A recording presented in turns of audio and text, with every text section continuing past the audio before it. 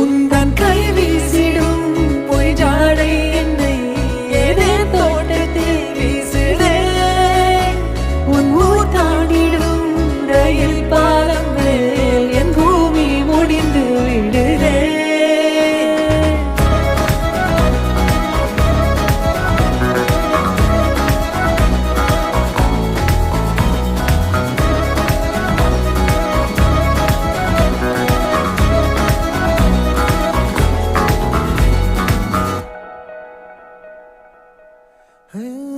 என் தாயோடும் கூறாத வார்த்தைக்குள் நான் நீந்துறேன், காந்துறேன்.